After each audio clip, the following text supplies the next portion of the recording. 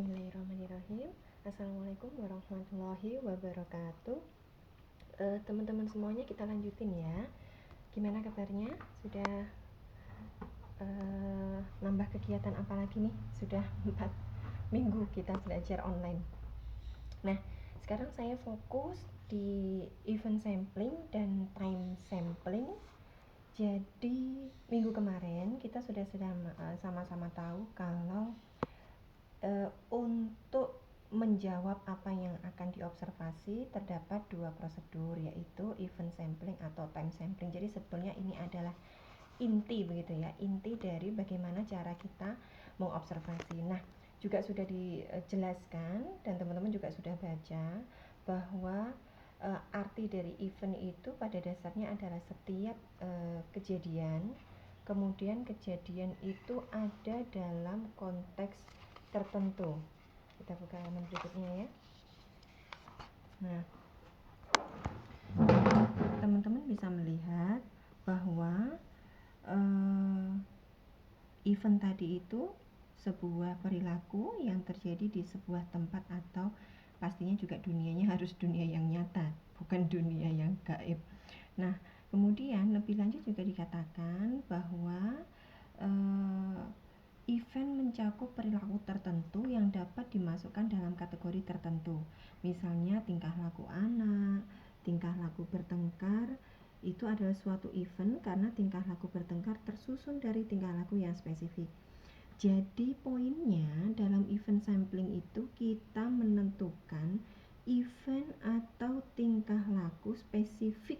Jadi kata-kata ini ya, spesifik. Jadi kalau sudah spesifik itu berarti ada kriteria khusus yang sudah ditetapkan dan itu nanti akan diamati. Lalu kemudian saya langsung pada poinnya.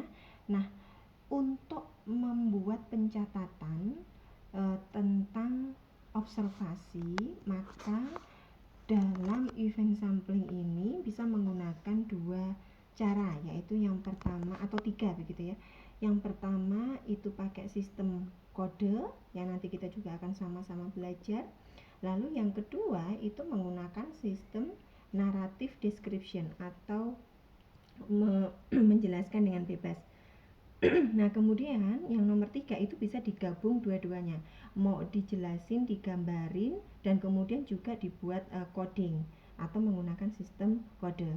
Nah, teknik pencatatan mana yang mau dipilih mestinya itu juga tidak terlepas dari tujuan observasinya.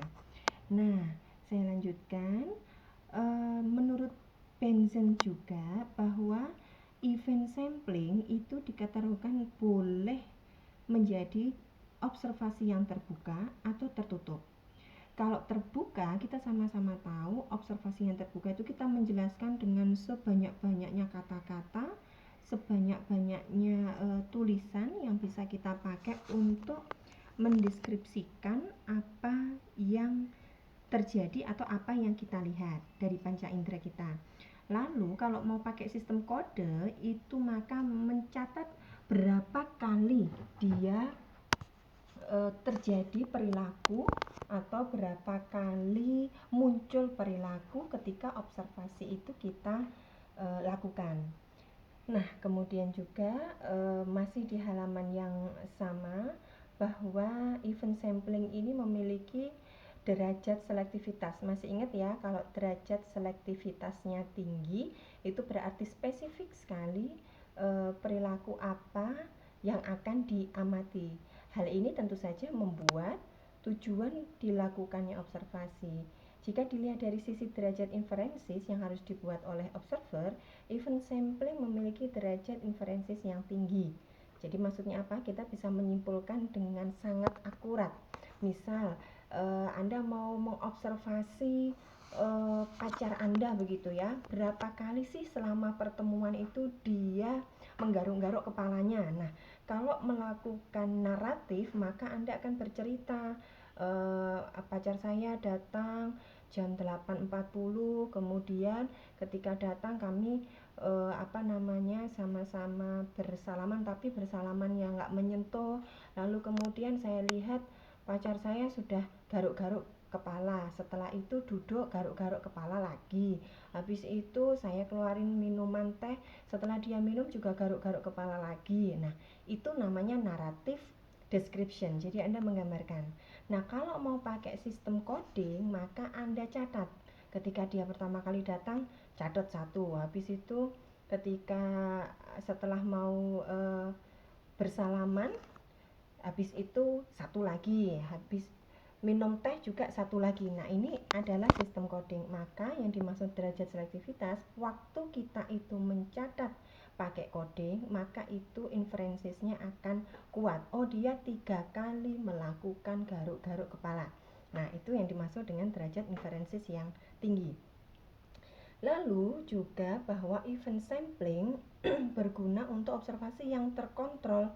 Jadi masih ingat ya, kalau terkontrol itu semuanya sudah sangat disiapkan sehingga tidak ada sesuatu yang lain yang mengganggu, dan itu biasanya terkontrol itu ada pada set konteks yang sudah disiapkan, misalkan laboratorium, kelas, atau yang lainnya. Nah, di sini juga dikatakan contoh tingkah laku diskrit adalah mengeja suatu kata yang benar. Jadi Anda tahu ya, maksudnya tingkah laku diskrit itu tingkah laku yang bisa dilihat, dapat menyelesaikan suatu problem, memberikan respon, contohnya mengatakan halo. Jadi perilakunya itu betul-betul bisa dilakukan identifikasi atau bisa dilihat. Nah, saya lanjutkan.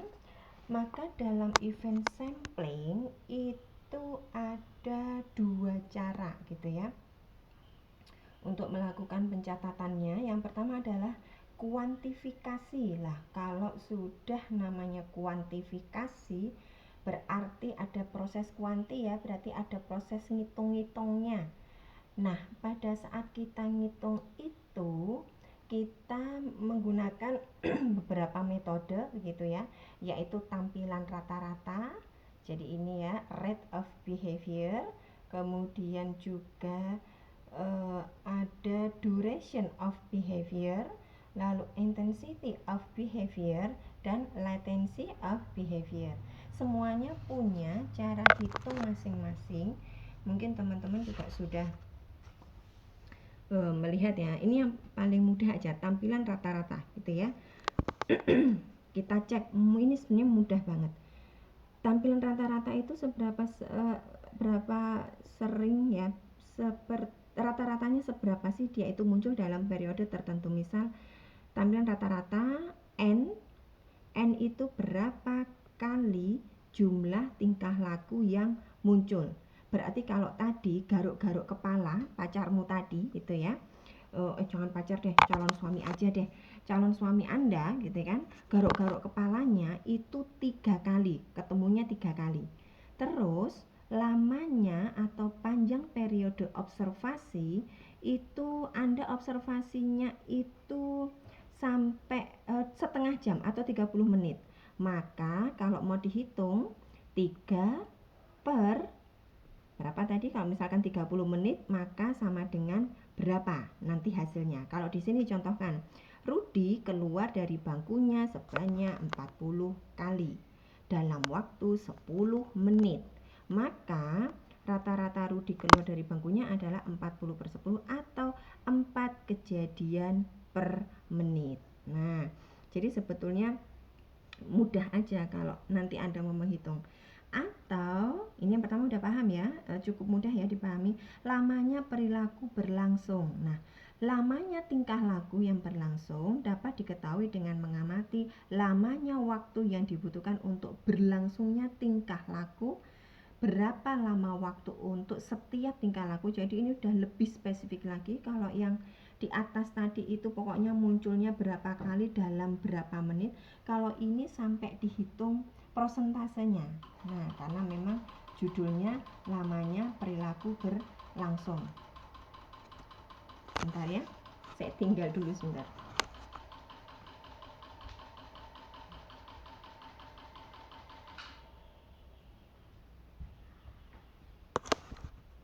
Nah, ada iklannya. Nah, baik, saya lanjutin ya. Presentasi maka terjadi dengan rumus yang semacam ini. D total durasi tingkah laku atau waktu yang dibutuhkan untuk merespon, kemudian dikalikan 100, kemudian T itu lamanya periode observasi. Adapun rata-rata durasi yang dihitung dengan cara sebagai berikut. Rata-rata durasi tingkah lakunya D per E. D itu total durasi, E itu jumlah episode atau kejadian. Nah, sekarang kita coba di rumusnya ya. Kita berandai-andai. Kita pakai contoh ini dulu yang supaya yang mudah ya. Contoh, ada seorang anak mengalami 2 episode tantrum. Jadi kalau di sini itu perilaku yang dilihat itu juga dihitung waktunya. Kalau yang pertama tadi kan nggak dihitung, pokoknya muncul aja. Tapi kalau yang kedua itu periodenya itu dihitung. Nah, pas dia tantrum tahu ya, nangis-nangis yang kewenceng yang nggak bisa diatur, kadang biasanya sering terjadi di anak-anak yang lagi minta mainan di Indomaret atau di mana. Nah, itu misalkan dia mengalami tantrum selama masing-masing 3 menit. Jadi tantrumnya, nangisnya itu diukur waktunya itu nangisnya 3 menit. Jangka waktunya 30 menit observasi di hari pertama dan 6 episode tantrum masing-masing 1 menit dalam jangka waktu 60 menit. Jadi yang pertama Anda di Indomaret 30 menit melihat anak tantrum, sekali tantrum itu dia 3 menit. Dan itu terjadi di hari pertama. Habis itu Anda besoknya datang lagi sekitar waktu 60 menit dan dia terjadi 6 kali tantrum. Nah, sekarang kita mau menghitung nih. Jadi kan total durasi tantrumnya adalah berapa? 6 menit di hari pertama. Kenapa kok 6 menit? Ya karena dia mengalami 2 kali nangis atau 2 kali tantrum, masing-masing tantrumnya itu 3 menit.